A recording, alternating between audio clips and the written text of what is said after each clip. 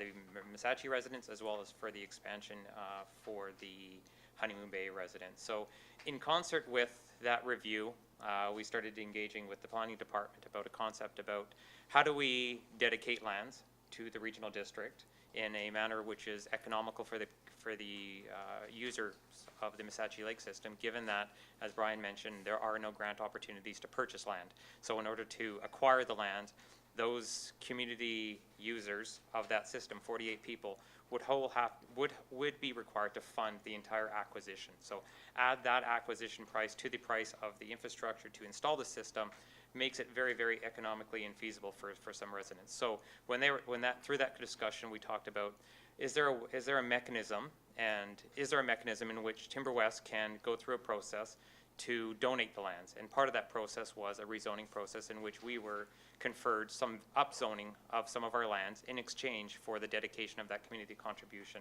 that would benefit the residents of Missachi and Honeymoon Bay. So keeping in context the fact that there may not be an immediate market demand today for a product of residential commercial development in Missachi or in Honeymoon Bay, the ability to secure a community drainfield site, in our view, far outreaches the short-term small market of Missachi and Honeymoon Bay. That being said, one of the significant advantages of having zoning on your land is that you're able to respond to market demands immediately. One of the biggest challenges that developers often face is, with markets that are starting to increase, is going through the process of a development rezoning and OCP, and then trying to meet market demands. By having the land zoned independently now, we're able to respond accordingly when there is a change in market demand in Missachi and Honeymoon Bay at that time. So just kind of taking a step back, the premise to the application is to try to fit the community need that engineering had identified to us, and at the same time provide some mutual benefit between ourselves, Timber West Coubertin, and the community as a whole. If there's any questions, I'm happy to answer. Okay. Director Morrison. Oh, Director Salmon. Director Nicholson, could you turn off your microphone, or did you have a follow-up? I did have a follow-up. Okay, so I'll cut to you after Director Salmon. So how many existing, or how many residential lots will there be, including, like, you just reduced the proposed lot size, right? So.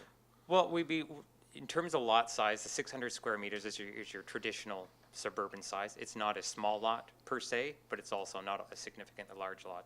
The movement in most suburban neighborhoods is actually start to decrease minimum lot sizes to try to achieve higher densities. 600 square meters is what the traditional size is if you go into Duncan or Cowichan Bay or other areas of Nanaimo. So it's not a significant reduction from what we're asking for. In terms of developments, anywhere you start to increase your lot size, it becomes extremely more difficult to economically build a subdivision, just because now you're building additional road frontage to create larger lots. So with the movement that we've thought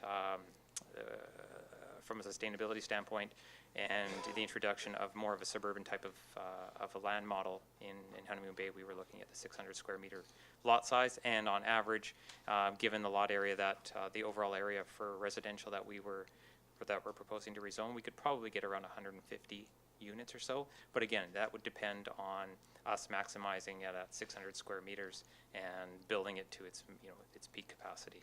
There are some other options that we've included in the zoning to allow for multifamily, so duplexes, triplexes, quadruplexes, to respond to market increases or market demands as they arise, and just to create that flexibility, because there may be some form of movement in the future that says, we don't want just the standard single family, we want multifamily incorporated. You have a follow-up, Director Salmon? Yeah, just so how many additional lots did you get by reducing the lot size? And your original proposal had? Our entire initial proposal had always been 600 square meters. Okay, I thought this was a reduction in lot size from your original. Nope. No? Okay. Nope. No. Director Nicholson, Smith, and Morrison. Director Nicholson.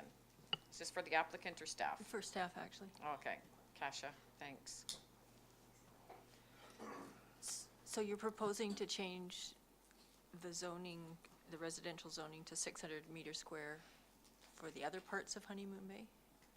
Is that, So the designation allows for lots that will be 600 square meters. So the current zoning for those parcels, if it speaks to the minimum parcel size, then no. This is a new Just a zone. designate- It's a okay. designation. So it would allow applicants of other properties to come forward and say, you know, the designation speaks to 600 square meter lots. We would like to rezone our parcel to be in keeping with the designation. okay. So what I'd like to actually ask is, I guess we've done this OCP review. What I'm missing here is the context for how, the vision for how Honeymoon Bay is going to, where it's gonna go, what the vision is, and how this fits into it, and recognizing that they need sewage. Mr. Tippett would answer that. Madam Chair, yeah, that's a good question. I think, Kasia pointed out quite clearly in her presentation that the population there's been declining for some years. One of the, the demographics section that one normally reads in an OCP typically has a detailed analysis of population trends, and in most of our communities, the population's been going up. And when we were working on this plan, it was clear that the population is going down. So technically, it's correct to say that at the moment, there's no demand there unless demand's manufactured. The community, apart from this application, because now I'm not going to be talking about the application anymore, when they were updating that plan, they said, we don't want to put all this stuff into that section about, gee, the population is declining, woe is us. Instead, what they wanted to do is say, look, we want to bring this community back to where it once was, make it a thriving, growing place with more interest and so on. So I think in that, that being sort of the theme of the plan, it's like, let's get something happening out here again. I think this proposal fits within the spirit of the draft plan that we've been working on. I think also that there's a high likelihood that if the system is built, which is of course related to and in this location dependent upon this application being approved, eventually Massachi Lake and Honeymoon Bay will be serviced from the same area, which is, probably going to have some kind of benefits in terms of future land development options, reducing impacts on the natural environment in terms of, leaky septic fields or whatever getting into the lake and that sort of thing. So, if you drill down into both the current plan and the proposed plan, you might not find specific language that's supportive of this, but I think it's not out of character with what the community is trying to achieve with the new plan. Thank you. Director Smith. Thank you very much. I have concerns. There currently is no community water supplied to this development area. And what is the studies that have been done to bring the water to supply this amount of increase? Oh, Mr. Dennison. Thank you, Madam Chair. Honeymoon Bay has a water system, and this property is actually within the service area of the water system. And in fact, we have a new well coming on. We have an existing well of quite substantial capacity, but it's just sort of marginal for the whole community as is. But we've developed a new well, which we're going through the approval process for now, that has actually an enormous capacity, far more than this development, or even, it could serve a lot of people if it had to. In the long term, and it's a really good water quality. So we're just in the final stages of getting that approved. So there'll be lots of water available, and we've got a new reservoir built up on the hill and whatnot. So we're in pretty good shape. Follow-up, Director Smith? You have another question? Go ahead. I've driven the road out to Honeymoon Bay quite a few times, and I do think that it's quite a dangerous road, and the traffic increase from this type of density. Is there any traffic study being done to ensure that the road will be a safe road and area, and also fire department availability for this development? Who would I direct? Kasia. Yeah, so there was a traffic study prepared as part of this application. It's challenging because at the time of the application, we weren't certain what the zoning was going to be. So it's likely that as the application does move forward at the development permit stage, a traffic study again will be required just to ensure that we actually understand the implications and the proposed densities. And yes, that is a Ministry of Transportation matter. So really, in the end, it's, their roads, and they determine how they want to move forward with that, but they are also the subdivision approving officers. So at that time, all that will be taken into consideration. Same with the fire department. So, does that answer your question? Director Morrison. I would really like to move the recommendation with an addition of the Director for Area I being delegated to the public hearing. Okay, it's been moved. Is there a seconder? It's been seconded. And I'd like to speak to it if I could. Go ahead. I think I've been waiting a long time to Yes, speak you to have. this.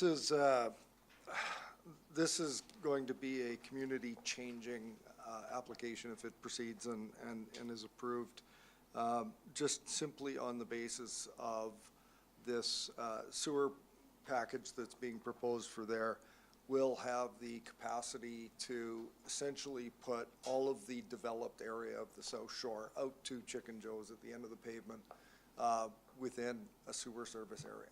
And we know that, as our delegation presented, that there are septic systems that are failing all over. We've got 80-year-old septic systems in the community that who knows where that's going. But from a perspective of the community and what are some of the expectations, I think it's really important for committee to understand that this has been discussed in the community for at least a couple of years. The applicants have gone to the community, they've hosted their own community meetings, they've discussed the possibility of sewer, they've discussed the possibility of there being light industrial activities. We talked earlier today about being able to live, work, and play in the community. There's that component as part of this.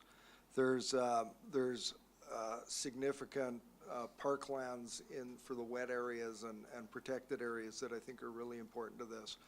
But looking at what I'm hearing in the community and what I've heard from when the APC has looked at this, that there's almost giddy support for this.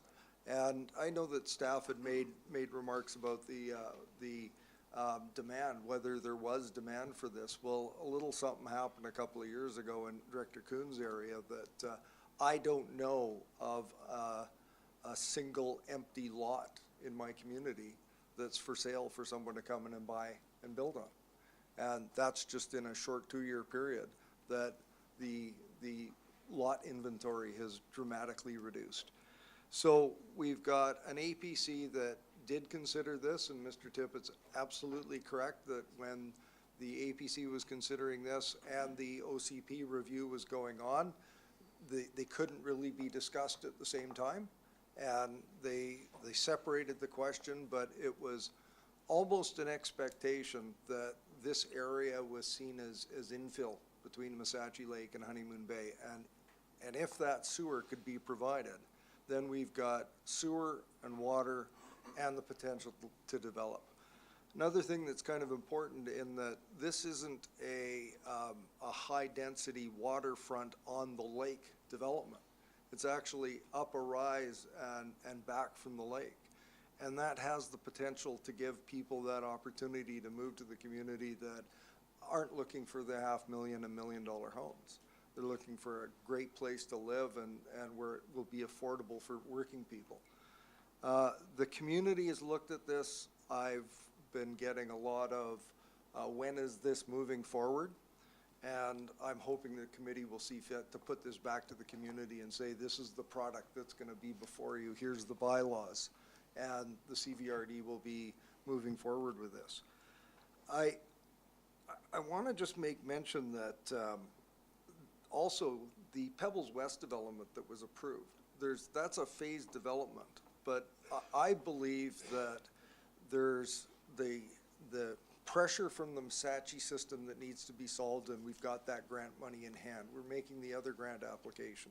But we also have an opportunity with the Pebbles West development that's the old dry land sort, that they would tie into a CVRD owned and operated system that would bring dollars and capacity to start expanding this into some of the developed areas of Honeymoon Bay. And I've got on pretty good authority that the strata in Honeymoon Bay, which is 45 additional units, would be keenly interested in joining into this system. So there's a lot of dominoes lined up, but it all begins, the very first one is the establishment of this system as an anchor. So I'm looking at this, the community said, yes, we need housing, yes, we need the light industrial opportunities. We've even had the discussion of, will the light industrial activities be going on inside buildings or outside buildings? Just to make sure that there won't be noise considerations for neighbors. And the applicants have taken that into account. So there's a lot of information before you.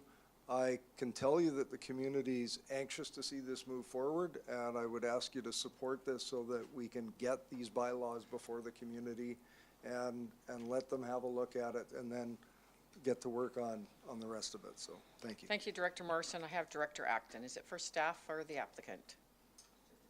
Okay. I think it's just a comment.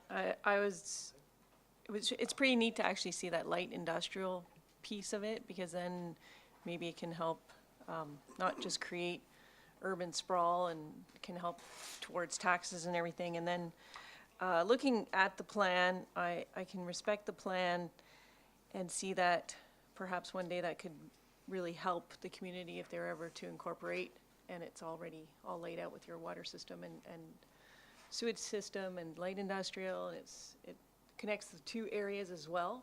Instead of having like two little towns, it could become one bigger town.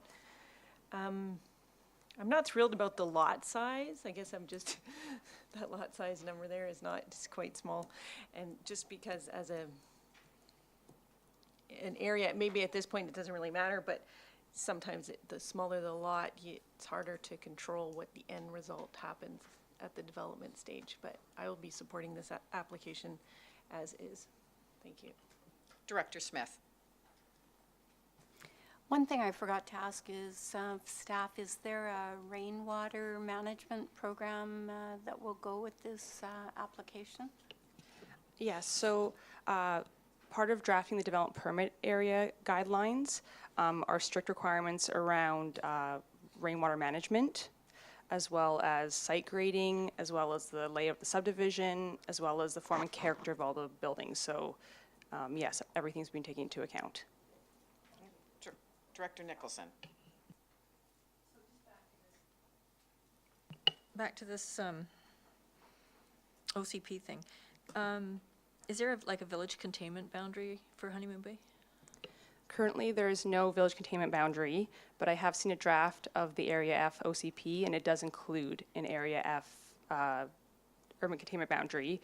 But if that OCP were adopted as it is today, it would have to be amended to include these lands. Okay.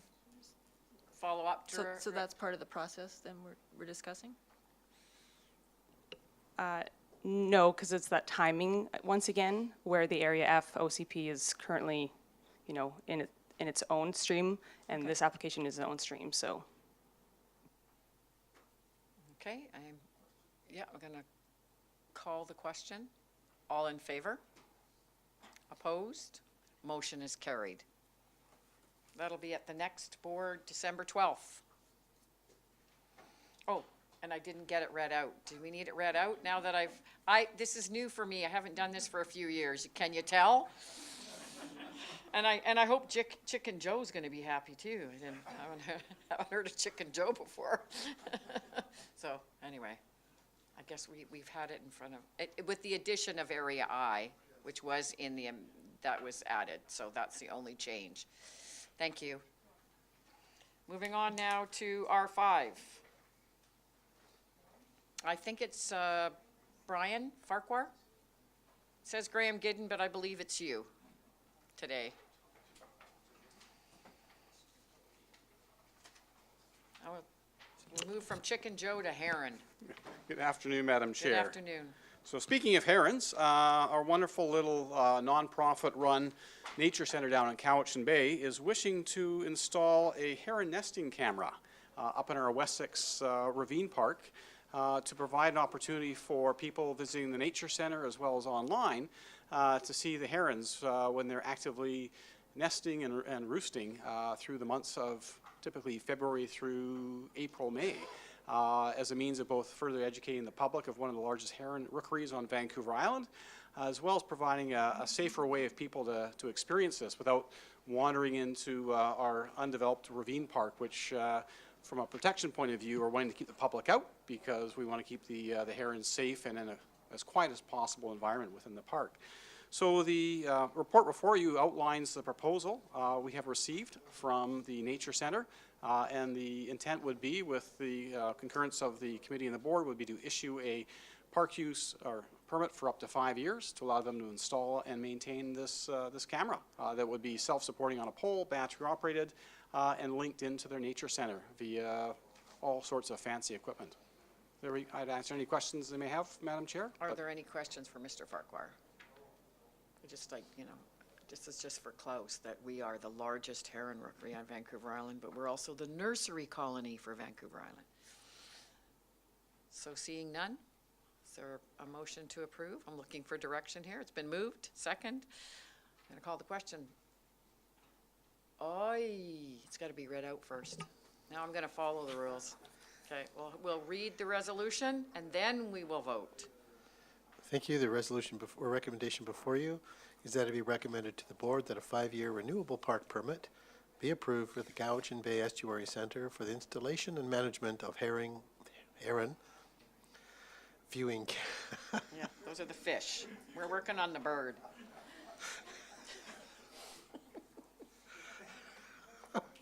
Who knew that herring could be so amusing? My apologies. Management of a heron viewing camera, pole, and supportive infrastructure in the Wessex Ravine Community Park in Electoral Area D, Cowichan Bay. Thank you. I'm going to call the question. All in favor? Any opposed? Motion is carried.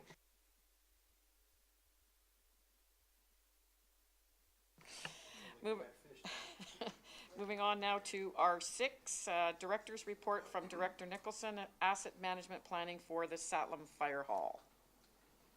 Who would be Director Nicholson? Of course, it's your report. Would be me.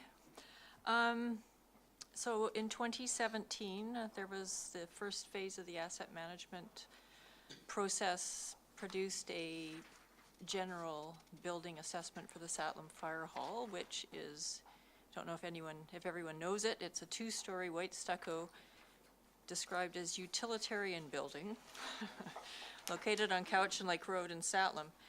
So it's mainly used for provision of fire services, but there is a hall upstairs and a kitchen kind of a thing. So it's important community asset as well.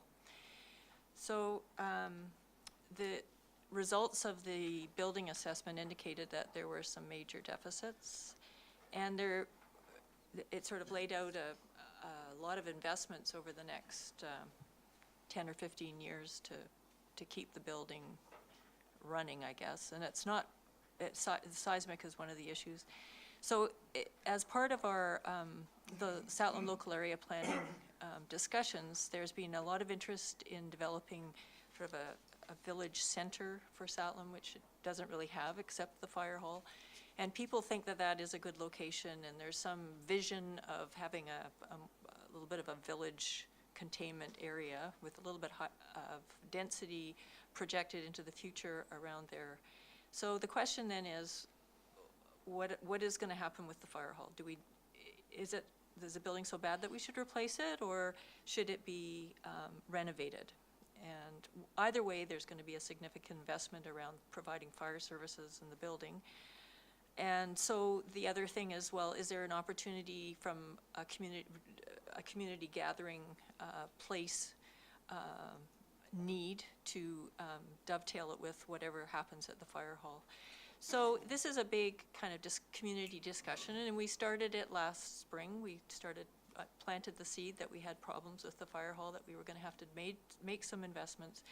So it seems smart to me to actually finish those discussions, develop a plan, finish those discussions, so that we can move forward from a financial perspective and start to put away the funds that we're going to need for whatever it is that we plan to do, And so I'd like to get that going sooner rather than later. I think every time I think leaving this kind of a thing, which is a major investment, doesn't put the community in a good, solid footing for moving forward in a cost-effective way. So I'm hoping that the staff could come back with a report to, on the feasibility of including it in this year's budget, doing a more detailed condition and cost assessment of the building. So that, my motion is that. So your resolution is in front of us? Yep. And you had just stated that, so is there any more discussion? I need a second, that helps.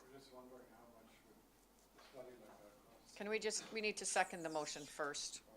Is there a seconder for that motion? There is. Director Salmon, Director Kuhn. Yes, I'm just interested how much money is involved in a study like that. Mr. Crothers. Thank you, Madam Chair. So what the resolution is to have staff report back, and we would expect to come back to the Electoral Area Services in January on the feasibility. So we wouldn't be necessarily getting into the detailed cost of doing that assessment. Staff are going to be doing some work in the upcoming year with respect to assessing the functionality of that building, and I believe Director Nicholson's resolution is to look at what approach could we take to do the more detailed assessment. So we'll be able to provide some order of magnitude cost estimates. That's what staff will work on over the next number of weeks before we bring this feasibility back to the committee. I don't have an idea of what that cost would be necessarily today. Could I just have a follow-up? Yes. We are doing an awful lot of studies, I find, and I would like to somehow get a handle on the cost of all these studies. I'd like to know ahead of time. I would like to see an estimate as to how much does a certain study cost, and I think we make kind of blanket decisions now and then. Oh yeah, we need this study, and it seems cost never comes into the equation, and yet, you know, if you add all these study costs up, it'll be large amounts, and budget time is coming up, and hey, I'd like control of money. Thank you. Thank you, Director Acton. I guess I'm just surprised that a director had to do this. Isn't there a commission for this building or a fire hall? Like, is there actually a working fire department through it? They must have a budget, or like just a little bit more detail on that. So through the chair, no, this is a CVRD fire department. We do not have a commission associated with it. As Director Nicholson had alluded to earlier, we have done a preliminary condition-based assessment of that building, as we have with many of our other buildings.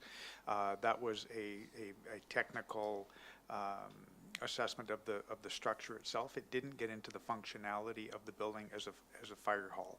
And there's issues associated with the configuration, the size, the layout of the building. That's the work that staff are going to be doing to determine, you know, the future of that fire hall. I think the issue here is that, as Director Nicholson said, the community has some aspirations to do some community planning in conjunction with this. So I believe Director Nicholson's wanting to see this accelerated, and in the committee making that decision to accelerate this, they need to understand, as Director Kuhn said, what's the cost? What's the cost of doing this accelerated evaluation of the building?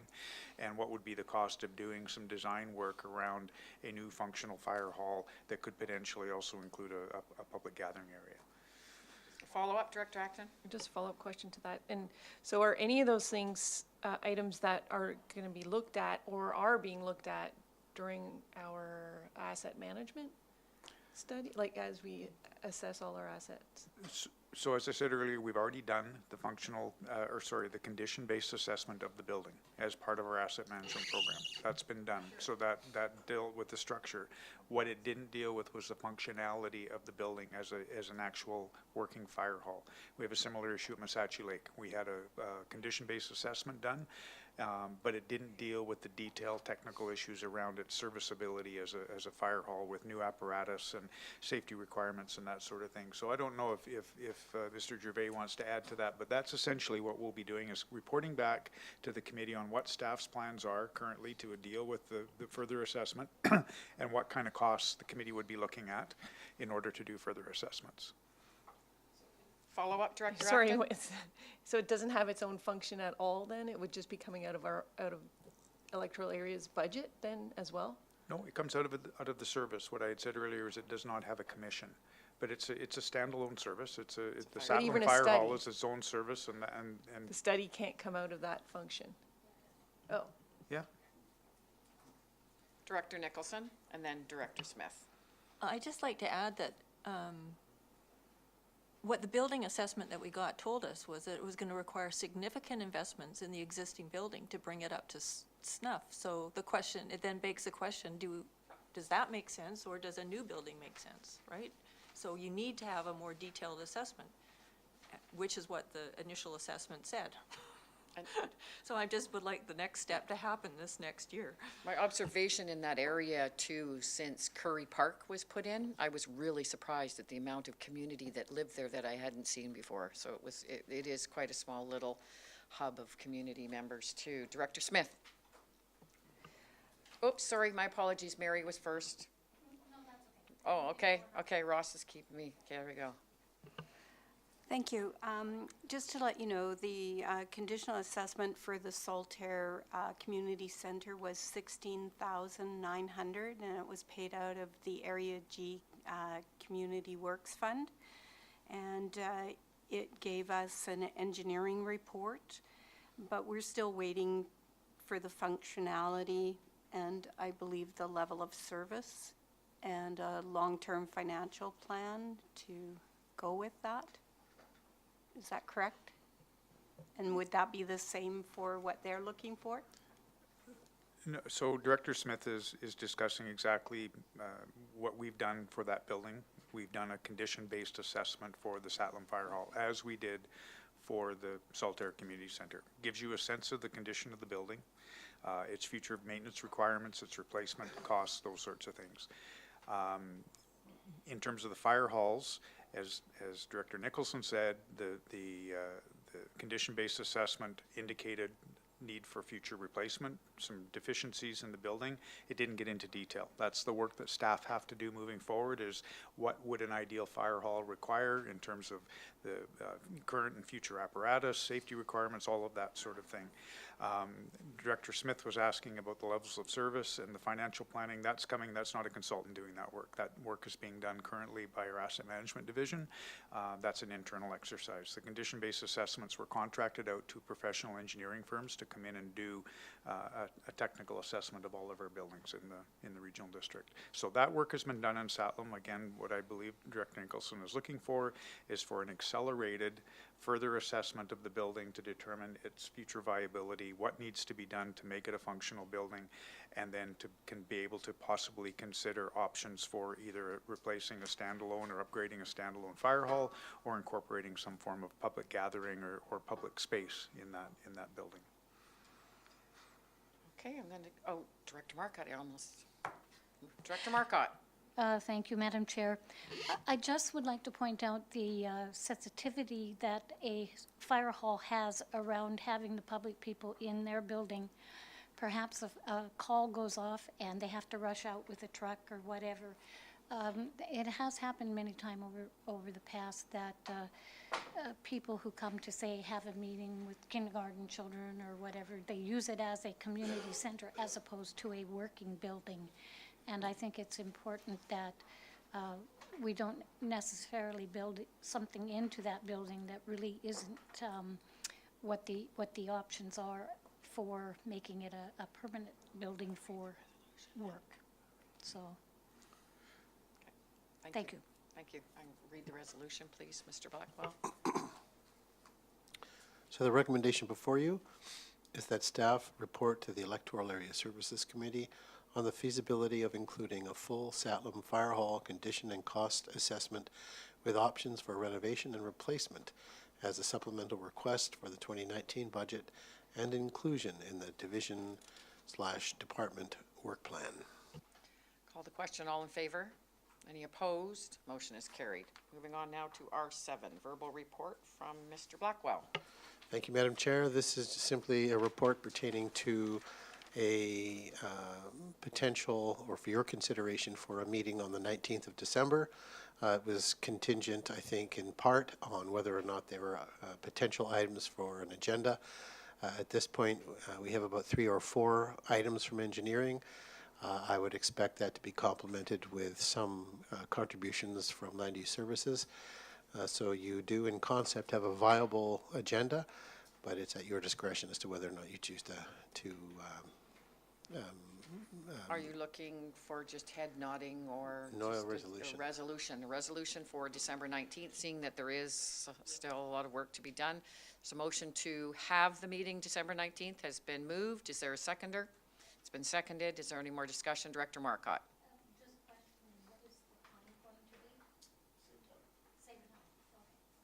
Director Nicholson.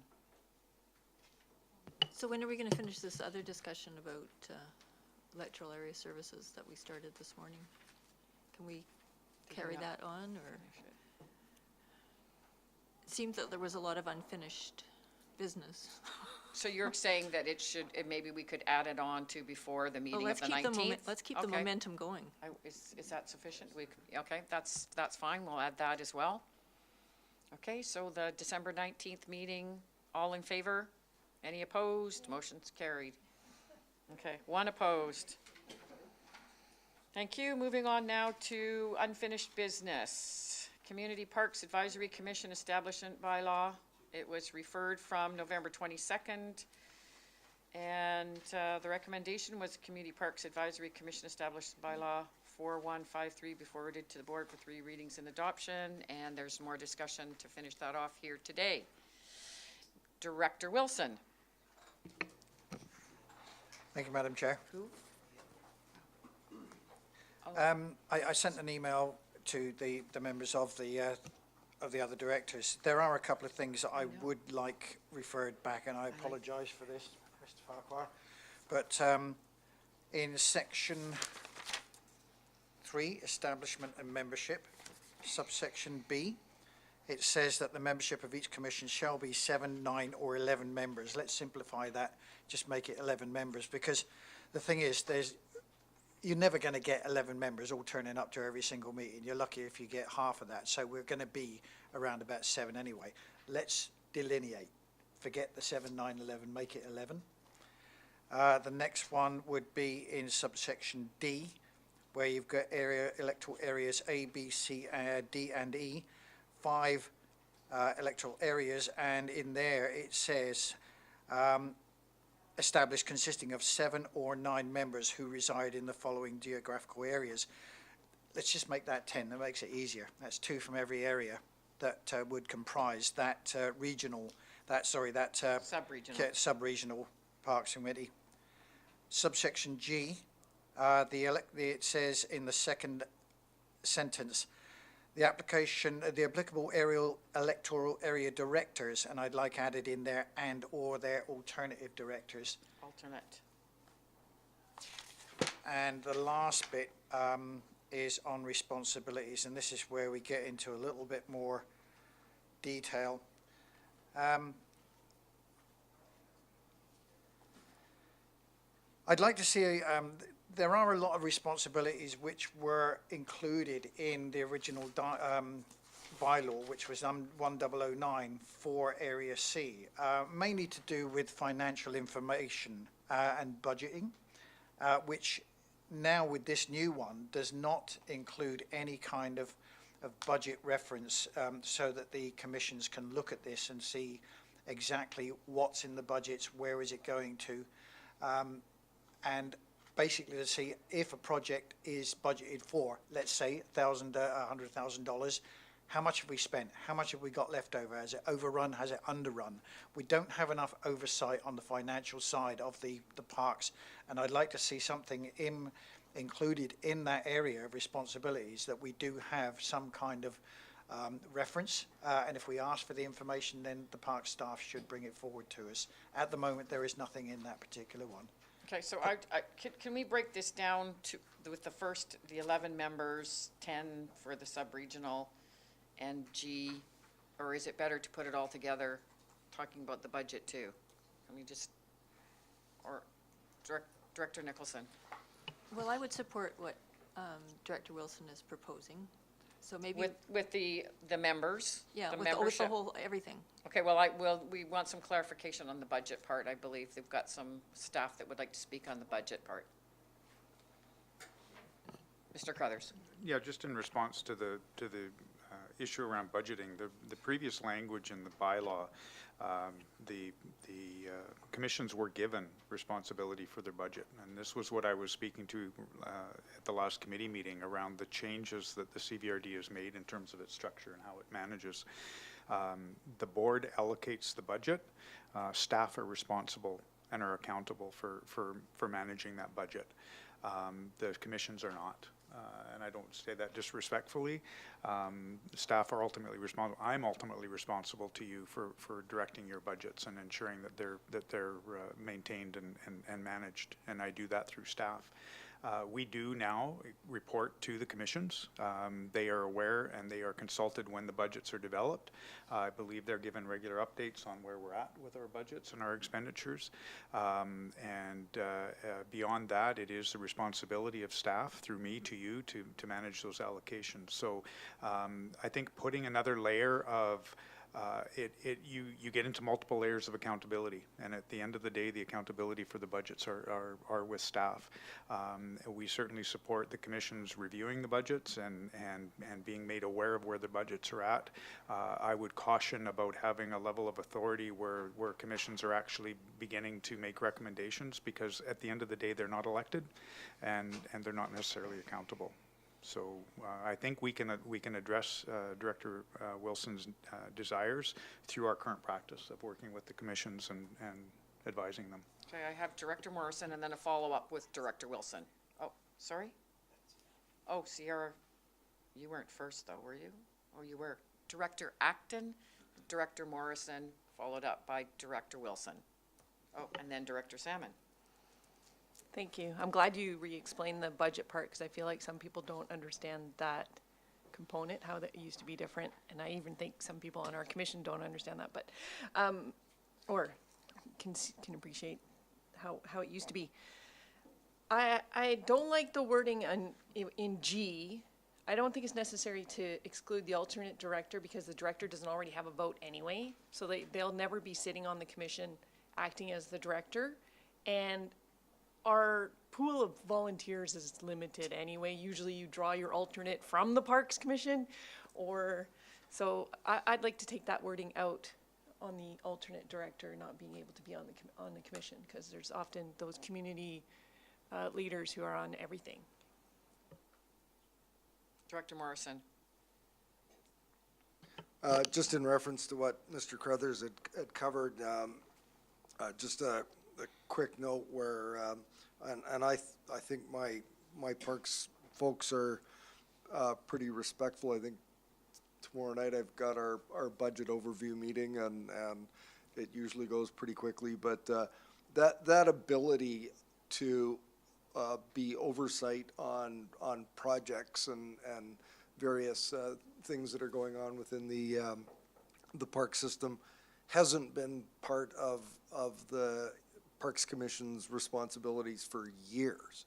And I just want to share that we'd had a project done at Mayo Lake that was done in conjunction with the Ministry of Transportation and the likes, and most of the work were underground works and pipes and culverts and the likes, and a couple of my Parks Commission members were wondering where all the money went.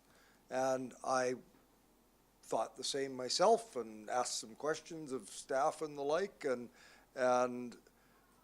it was a burden on staff to have to be explaining where the dollars went and how they went, when it's all part of the purchasing process and the competitive bidding process and the oversight that we have from our purchasing agent. So we should be very careful about our Parks Commissions believing that there's a fiscal oversight responsibility within their duties when there isn't, and it can be very costly if they think they do. Okay, I'm back to Director Wilson and then Director Salmon. Thank you, Madam Chair.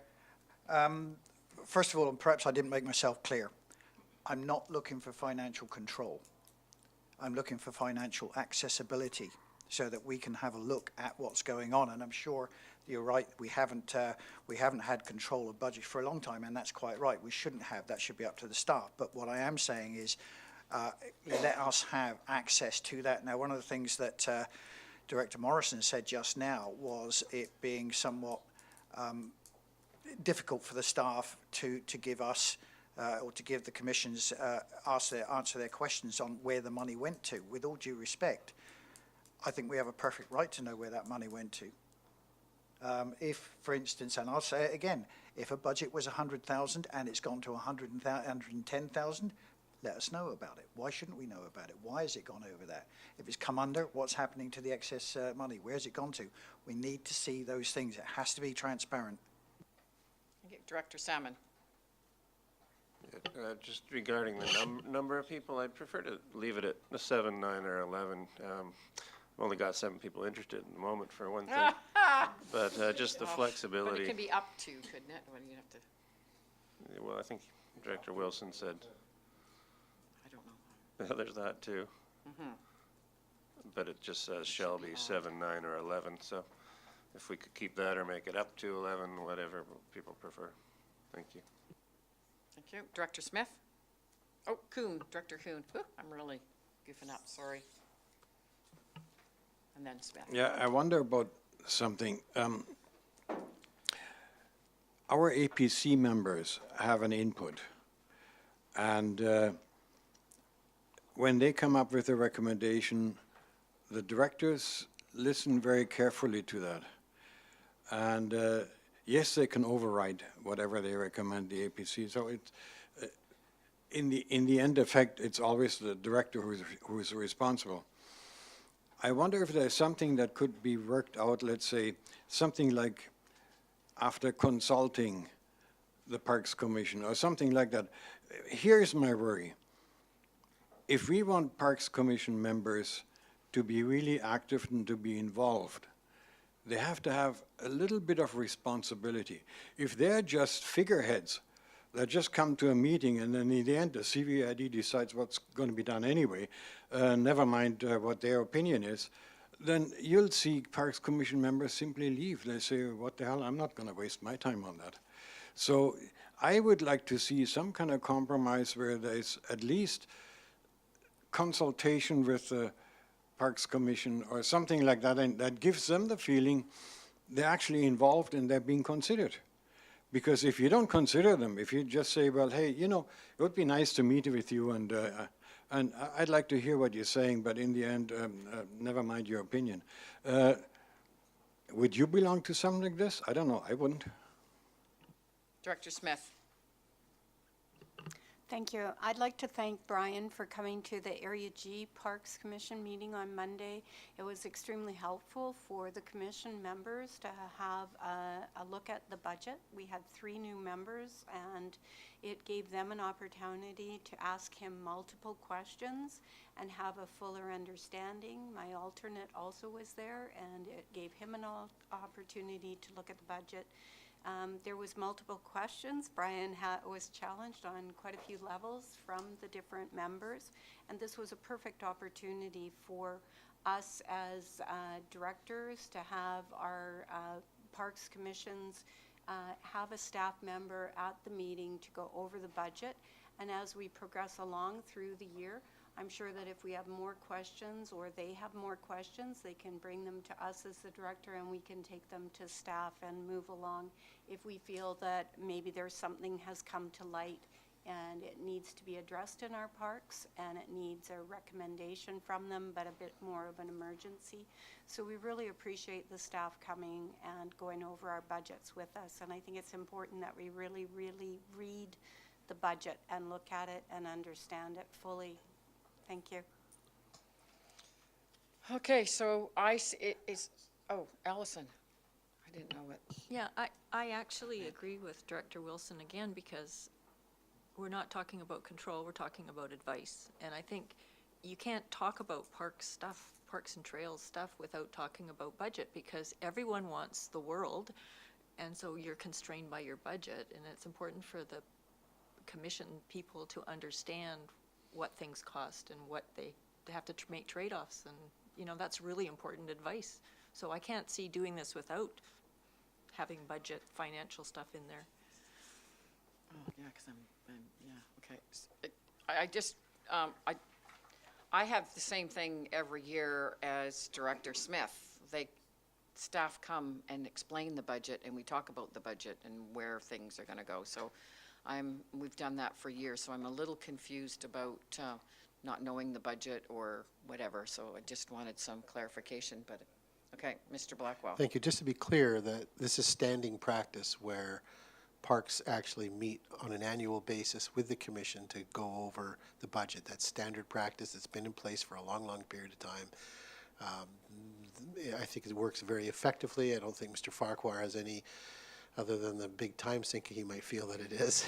I don't think that he feels that there would be any need or value, in fact, to stop doing that. So, as I say, just want to reinforce that it's existing practice, standard practice, what we have done for a long time and will continue to do. Okay, Director Wilson, then Director Nicholson. Did you want to speak as well? Mr. Crothers. I think I may have a solution, and so, you know, under the responsibilities, I think budget is implied in here, but I think if it made the committee feel more comfortable to insert the word annual budget in terms of, because the wording is that the responsibilities of the commission shall be to provide advice on issues referred and pertaining to, and we can put annual budget, park and trail development, just so that it's clear that, and that's it's no deviation from our current practice. That's what we do, as Mr. Blackwell just said, but I think if it makes the committee feel more comfortable, we can put that in there.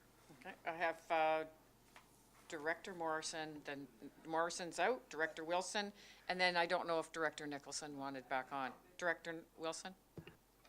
Thank you, Madam Chair. Yeah, that's good. Thank you, Brian, for that. And again, bear with me for the time being. Brian came along to the last meeting and there were a lot of questions, and we do, as Director Smith pointed out, appreciate the kind of help and assistance we get from the Parks Division. What has come up, though, over and over again is that I've been told or asked to bring forward that once-a-year meeting is very good, but it's the only time we can actually sit down as a group and talk to the parks manager, and I'm sorry if I got the title wrong. Otherwise, it's got to wait another 2 months or 3 months or something like that. In the meantime, these projects are going on. They may be overrunning, they may be underrunning. Perhaps in this particular instance, where do we get the updated information from?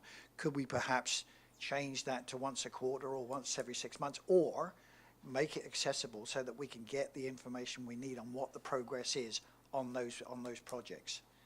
Does that make it a bit clearer? Mr. Crothers? Yeah, through the chair. You know, there's a couple of issues here. One is capacity, and this is this is something that I